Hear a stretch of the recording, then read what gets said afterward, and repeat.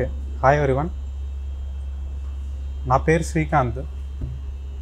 నేను మా నేటివ్ వచ్చేసి ప్రకాశం జిల్లా ఒంగోలు దగ్గర.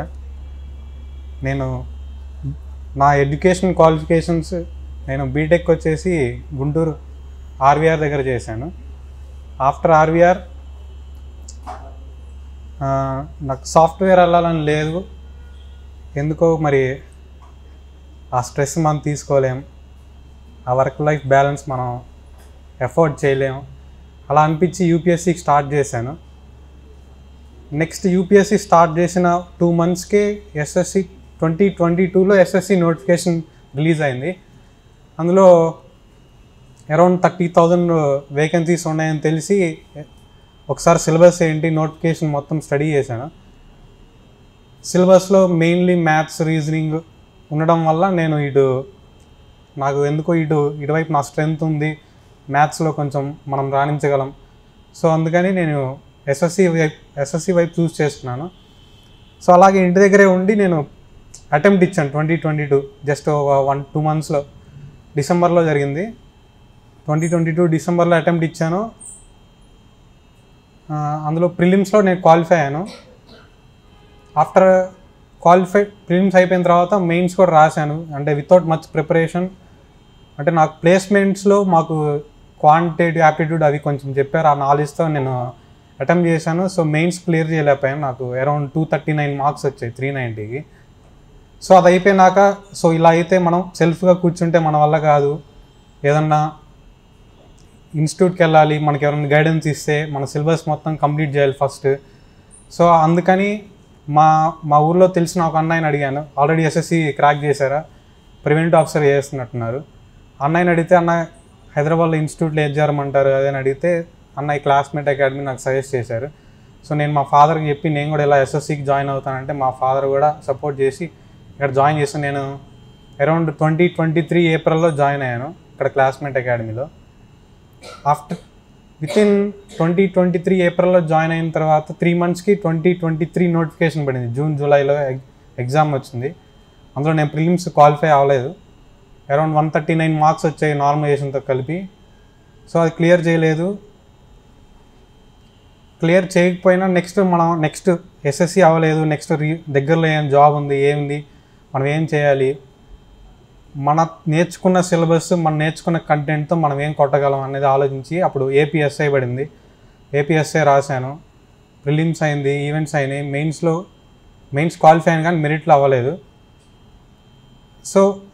సో ఇది కూడా అవ్వలేదు. మనం ఎస్ఎస్సి కానీ దిగాము. నెక్స్ట్ ఎప్పుడు రాయాలి అన్నట్టు చూస్తే ఎస్ఎస్సికి చాలా టైం ఉందనిపించింది. సో ఇదే మన కరెక్ట్ టైం. కొంచెం డెడికేటెడ్గా 6 months ఆల్రెడీ సిలబస్ కంప్లీట్ చేసాం. 6 months రివైజ్ చేసి ప్రాక్టీస్ చేస్తే మనం కొట్టలేమా అన్నట్టు అనిపించింది. సో నేను ఆ ఏపీఎస్ఐ రిజల్ట్ అయిపోయిన తర్వాత నుంచి నేను ప్రాపర్గా ఎస్ఎస్సి 2024 నోటిఫికేషన్ కూర్చున్నాను. సిలబస్ అయిపోవడంతో నేను మార్క్స్ గురించి డైలీ ఒక మార్క్ రాసేవాడిని.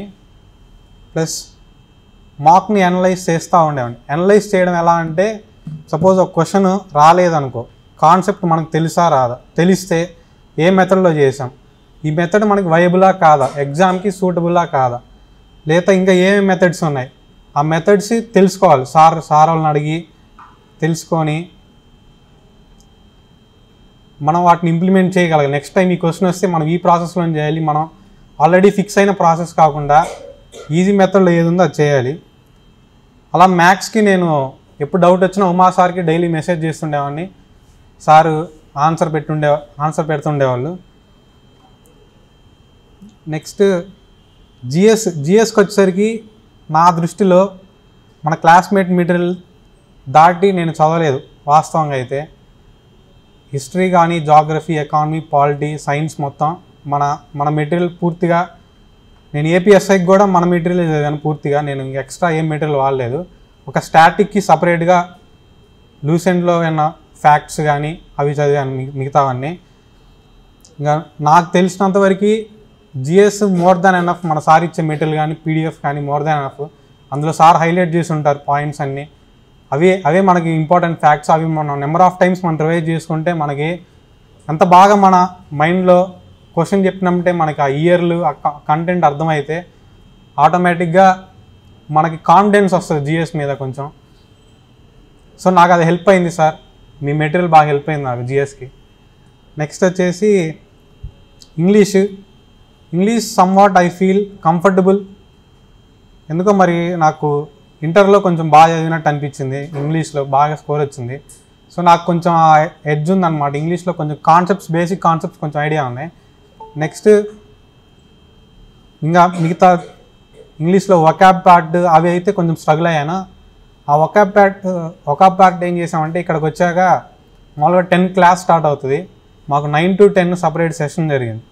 ఓన్లీ ఇంగ్లీష్ మేము వర్డ్ పవర్ మేడ్ ఈజీ అని అంతకుముందు ఇంగ్లీష్ మేడం గారు మాకు ఒక పీడిఎఫ్ ఇచ్చారు. అందులో ఇడియమ్స్ కానీ సమ్ 1 word సబ్స్టిట్యూషన్స్ అలా నెంబర్ ఆఫ్ అవి ఉన్నాయి. మేము డైలీ 9 to 10 మార్నింగ్ వచ్చేసి అఫీషియల్ టైమింగ్స్ కాకుండా మేము స్టూడెంట్స్ వరకు డిస్కస్ చేసుకునే వాళ్ళం. అలా మాకు బాగా ప్రాక్టీస్ అయింది ఆ వొకాబ్ పార్ట్ మొత్తం. మిగతా గ్రామర్ పార్ట్ అయితే నేను కొంచెం I'm cable of doing that grammar part.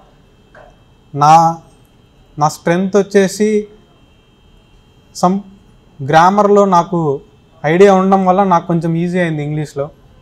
కాకపోతే లాస్ట్ ప్రిపరేషన్కి ఎగ్జామ్కి జస్ట్ 2-3 months ముందు రివైజ్ చేసేటప్పుడు మాత్రం నేను ఆ 120 రూల్స్ మాత్రం ఫాలో అయ్యాను.